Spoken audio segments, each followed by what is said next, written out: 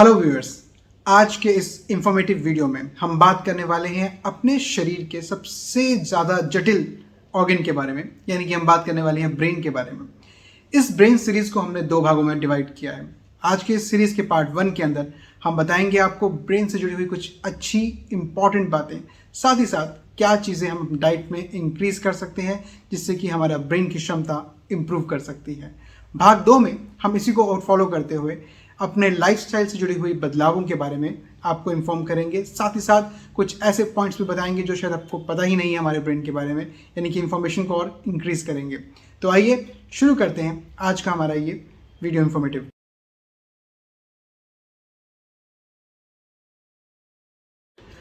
नमस्कार व्यूअर्स, मैं doctor Sushant Mehra homeo healers refresh life से आपका स्वागत कर रहा हूँ।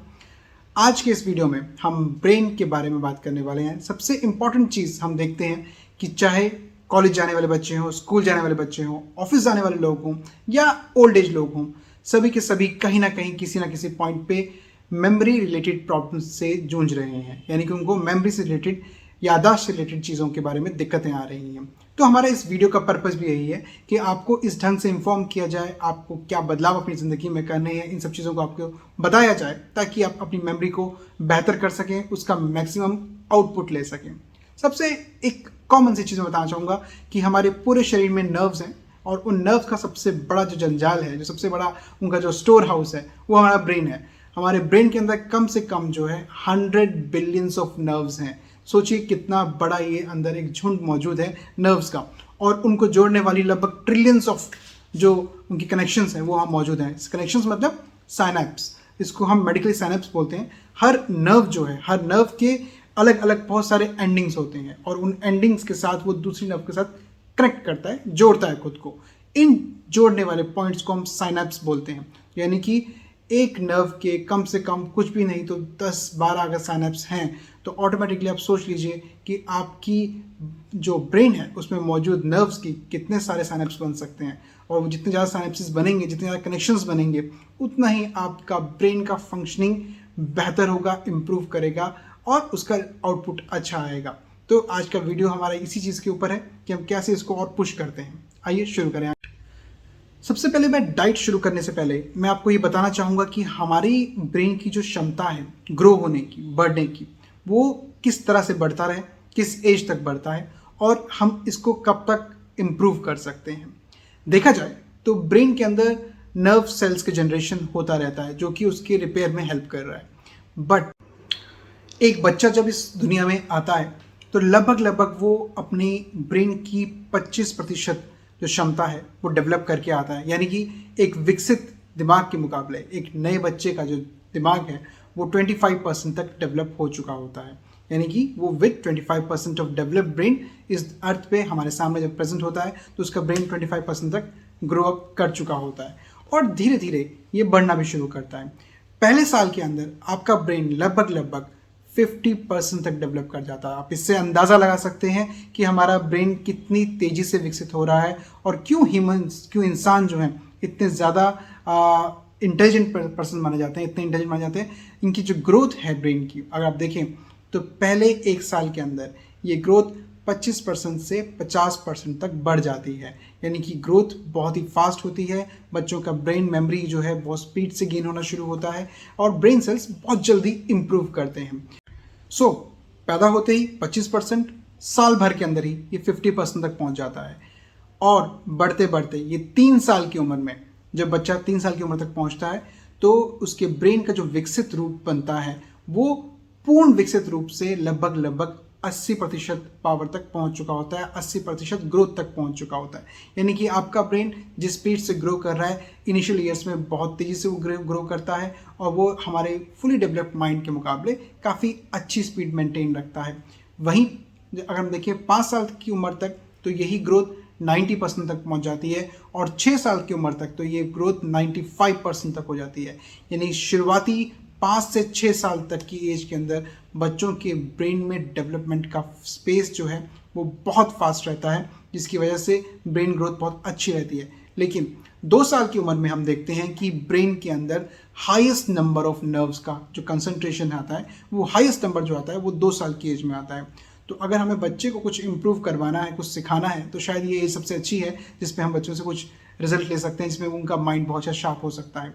एक चीज़ और बताना चाहूँगा, जो बच्चे अपने इन शुरुआती ग्रोइंग एजेस के अंदर, इस शुरुआती सालों के अंदर एक से ज़्यादा लैंग्वेजेस को सीख लेते हैं, समझ लेते हैं, उन केसेस के अंदर हमने ब्रेन में एक खास तरह का बदलाव देखा है पॉजिटिव वे में, जो कि ब्रेन की ग्रोथ में हेल्पफुल है।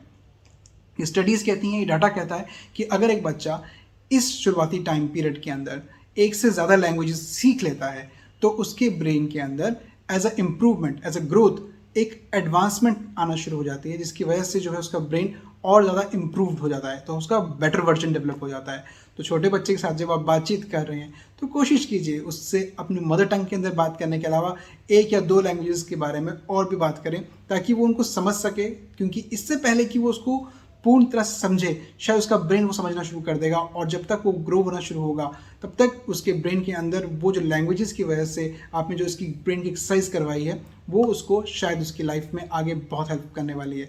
तो ब्रेन के इम्प्रूवमेंट के लिए ये एक अच्छा टिप है जिसको आप फॉलो कर सकते हैं न्यू ग्रोन बच्चों के अंदर जो कि बढ़ रहे हैं। तो पहले 6 साल के अंदर हम 95% तक ब्रेन की स्ट्रेंथ तक पहुंच जाते हैं। पूर्ण विकसित रूप जो है हम 25 ईयर्स ऑफ एज तक, 25 साल तक हम जो है पूर्ण विकसित जो हमारा ब्रेन है हम देखते हैं। तो देखा जाए तो हमारा पहला जब बच्चा पैदा हुआ, पहले साल में, तीसरे साल में, 5वें साल में, 6ठे साल में और 25 साल में, तो जो ग्रोथ है ब्रेन का वो पहले शुरुआती 5 सालों में बहुत अच्छा हो जाता है।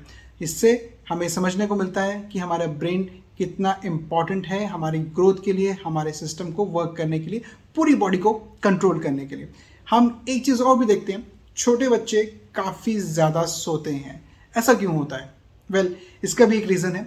हम देखते हैं, अगर स्टडीज़ की हम बात करें तो छोटे बच्चों के अंदर लगभग उनके ब्लड सर्कुलेशन में मौजूद ग्लूकोज की जो मात्रा है उसका 50% हिस्सा जो है वो ब्रेन यूज़ कर रहा होता है, जिसकी वजह से वो फटाफट सोने चले जाते हैं, यानी कि ब्रेन को अच्छे से फूड मिले, रेस्ट कर सके, ग्रो कर सके, इसलिए जो है छोटे बच्चे ज़्यादा सोते हैं। तो ये भी एक पॉइंट है जो शायद आपको नहीं पता होगा, इसको ज़रूर याद रखिए। छोटे बच्चों में हम देखते हैं कि उनको बचपन की बातें याद भी नहीं होती हैं। ऐसा क्यों होता है? वेल, इसका भी एक बहुत अच्छा रीज़न है। हमारे ब्रेन के अंदर एक पार्ट होता है हिपोकैम्पस। इसका डेवलपमेंट जब होना शुरू होता है तो हमें चीज़ें याद रहती हैं, और छोटे बच्चों में डेवलप नहीं हुआ होता। इसी वजह से जो छोटे बच्चे हैं उनको बचपन की बातें याद नहीं रहती, और थोड़ा बड़ा होने के बाद जब वो हिपोकैम्पस डेवलप होना शुरू होता है और जब फुली डेवलप हो जाता है तो उसके बाद की बातें हमें याद रहना शुरू हो जाती हैं। यानी कि हमारे ब्रेन, चाहे वो इनिशियल स्टेज पे बहुत तेज़ी से ग्रो कर रहा है, पहले 1 साल में बहुत तेज़ी से ग्रो होकर 50% तक पहुंच गया है, लेकिन उससे पहले की बातें बच्चों को इसलिए याद नहीं है क्योंकि वहाँ पे जो ब्रेन के अंदर का हिस्सा है जिसको हिपोकैम्पस कह रहे हैं वो डेवलप नहीं हुआ होता। तो इसलिए बच्चे पुरानी बातें जो बचपन की बातें हैं उनको याद नहीं होती, पर जैसे से उनको होश आना शुरू होता है, इसको बोलते हैं होश आना, तो जैसे से हिपोकैम्पस डेवलप होता है बच्चों को होश आना शुरू होता है, उनको समझ में आना शुरू होता है आसपास कौन है, कौन मम्मी, कौन पापा, क्या चीज़ें रखी हैं। तो ये हिपोकैम्पस से जुड़ा हुआ एक मसला है, एक चीज़ है जो हम देखते हैं कि ब्रेन में तब हम रिटेन कर पाते हैं, चीज़ों को याद रख पाते हैं जब हिपोकैम्पस डेवलप हो जाता है। जैसा मैंने आपको बताया कि 25 साल तक की एज में हमारा ब्रेन पूरी तरह से डेवलप हो जाता है, और लगभग 6 साल तक की उम्र में ये अपनी एक्चुअल स्टेज से लगभग 95% ग्रोथ कर चुका होता है। 2 साल की उम्र में हम देख रहे हैं कि नर्व्स बहुत ज़्यादा हैं, लेकिन सबसे इंपॉर्टेंट चीज़, up till the age of 18 या 18 की एज के आसपास हम देखते हैं कि ब्रेन की नर्व्स का जो कंडक्शन है, जो मेमोरी है, वो बहुत ज़्यादा शार्प हो जाती है। उसका रीज़न ये है कि जो हमने इतनी सारी नर्व्स डेवलप की, हमने जो अपने पहले 4-5 साल के अंदर नर्व डेवलप की हैं, उन नर्व्स के अंदर कनेक्शंस बहुत अच्छे बनना शुरू होते हैं, सिनेप्सिस बहुत अच्छा बनना शुरू होते हैं, जिसकी वजह से जो मेमोरी पावर है वो शार्प होना शुरू हो जाती है। तो एट द एज ऑफ 18 हम देखते हैं कि मेमोरी पावर काफ़ी शार्प हो चुकी है, यानी कि हमारे पास जितने भी सारे हमारे नर्व्स हैं उनका हम बहुत अच्छे से मैक्सिमाइज फॉर्म में यूज़ कर पा रहे हैं। तो ये बहुत ज़रूरी चीज़ है कि up till the age of 18 अगर हम बात कर रहे हैं तो हमारे पास बहुत कैपेबिलिटी है। ये ग्रोइंग ईयर्स होते हैं, ये बच्चों के स्टूडेंट ईयर्स होते हैं, जिसमें बच्चे बहुत अच्छे से चीज़ों को लर्न कर सकते हैं, रिवाइज कर सकते हैं, मेमोराइज कर सकते हैं फॉर द होल लाइफ, उनकी पूरी ज़िंदगी के लिए। तो इसलिए हम कहते हैं कि जो इस टाइम पड़ा हुआ लाइफ का टाइम होता है ग्रोइंग एज में, वो हमेशा याद रहता है, क्योंकि हमारी ब्रेन नर्व्स लगातार उसमें इम्प्रूवमेंट कर रही होती है। मैंने आपको शुरू में भी बताया कि साइनेप्स फॉर्मेशन होती है, और ब्रेन के अंदर एक खासियत है कि जब आप बार बार कोई चीज़ रिवाइज करते हैं तो थ्रू वो कंडक्शन ऑफ करंट जो नर्व्स के थ्रू होता है, ब्रेन की नर्व्स के अंदर कंडक्शन ऑफ करंट होता है। अगर मैं एक आपको डाटा शो करूं तो उस डाटा के हिसाब से जब इंसान जागा हुआ होता है तो उसके ब्रेन के अंदर कम से कम 24 वाट तक का करंट होता है जो कि कंडक्ट होता है। जब आपकी नर्व्स आपस में कंडक्ट कर रही हैं, उस कंडक्शन के दौरान वो नर्व्स एक नर्व से दूसरी नर्व को जब अपना मैसेज पास करती हैं थ्रू साइनैप्स, तो ये नर्व्स लगातार same kind of message pass करने की वजह से उसको मेमोराइज कर लेती हैं। और नेक्स्ट टाइम जब आप कैलकुलेशंस कर रहे हैं और सेम काइंड ऑफ कैलकुलेशन आपके सामने बार बार आती हैं, तो आप ज़्यादा टाइम नहीं लगाते, आपका टाइम कम होता जाता है, क्योंकि नर्व्स को वो जो पाथवे है ब्रेन के अंदर वो रिकॉल करना नहीं पड़ता है, वो ऑटोमेटिकली फीड अप हो जाता है एंड फटाफट वो चीज़ चलने पड़ती है। तो यानी कि up till the age of 18 हमारी नर्व्स इतनी शार्प हो चुकी होती हैं, ब्रेन इतना शार्प हो चुका होता है बिकॉज ऑफ कंटिन्यूसली रिविजन की वजह से। लगातार आप उसको मेमोराइज कर रहे हो, चीज़ों को याद कर रहे हो, कोशिश कर रहे हो और लर्न करने की कोशिश कर रहे हो, इसलिए जो एक्सरसाइज ब्रेन की हो रही है वो आपके ब्रेन को एट द एज ऑफ 18 बहुत अच्छे से शार्प कर देती है। अगर हम बात करें एक डेवलप्ड पर्सन की, एक ग्रोन अप पर्सन की, तो उसकी बॉडी का 2% ही हिस्सा है जो ब्रेन बनाता है। यानी कि पूरी बॉडी का जो अगर हम वेटेज दें तो उस वेटेज के हिसाब से 2% मिला ब्रेन को। बट ये 2% का ब्रेन की खासियत ये है कि बॉडी में मौजूद ऑक्सीजन लेवल, बॉडी में मौजूद ब्लड सर्कुलेशन लेवल, बॉडी में मौजूद ग्लूकोज लेवल की इसकी डिमांड बहुत हाई रहती है।